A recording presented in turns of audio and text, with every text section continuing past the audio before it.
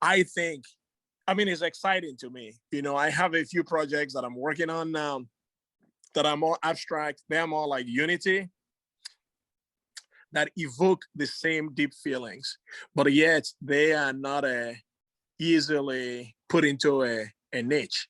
You know what I mean? Yeah. So when I say put into a niche, I mean, you know, you can tell if they are males or females. You can tell what ethnicity. You know, they're more universal because my soul is a universal soul. I'm drawn to things that are universal. You know, and if it is, I don't know if it is a disadvantage or an advantage, but again, I can't run away from who I am.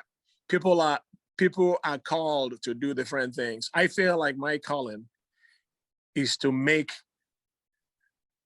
universal statements so that it didn't matter where a person comes from, they can recognize the humanity in what I'm doing. And perhaps if there's a message that is included, which is never contrived. I have never ever tried to do any piece of art with any message. I don't, you know, but I know that people look at my work and they feel something.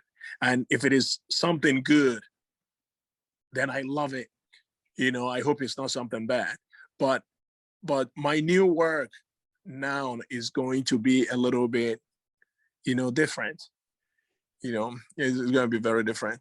And you can, I'm really excited, you know, because I feel like, because, you know, I've done the female forms for a long time.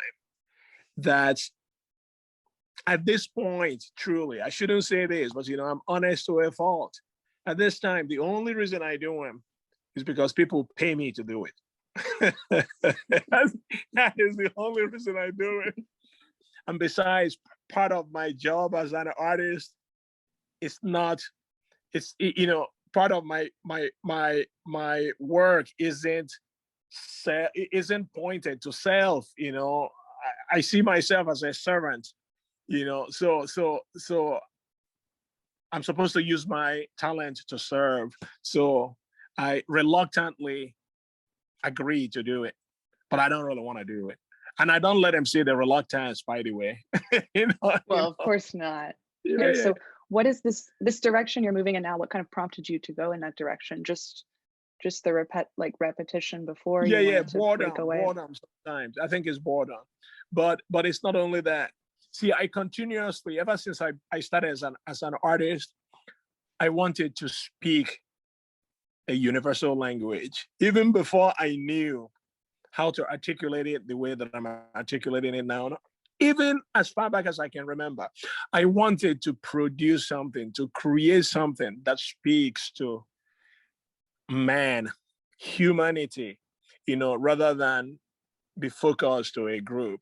You see what I mean? So I've always yearned for a universal message that I can share. Truth, that is truth, you know, that I can share with the world as a whole. I have never ever seen myself, you know, doing something that is in a box, you know. Yeah. So, but, you know, everything has to evolve. I guess there's a, you know, I mean, you have to walk, you have to crawl before you stand, before you walk, you know. So there's an evolution, you know, in everything that we do.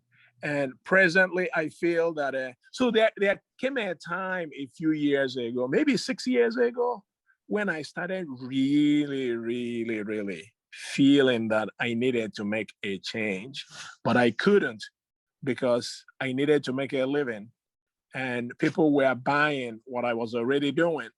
And it's hard to tell them to buy something different, you know, but I started because the pull was so strong within me. I started, you know, little by little creating, you know, searching because I didn't know what to do. I knew that I had to make a change, but I didn't know what to do. But I had the trust that I would arrive at something that will be beautiful. I will arrive at something that will be, that, you know, that will be just as beautiful and hopefully inspirational, like, you know, what I am accustomed to doing. And I feel the time is now. I don't want to say I feel that I've arrived, but I have some kind of mandate that I feel, because when you create something new and people validate that new thing by buying it, it's like an encouragement to continue on that path.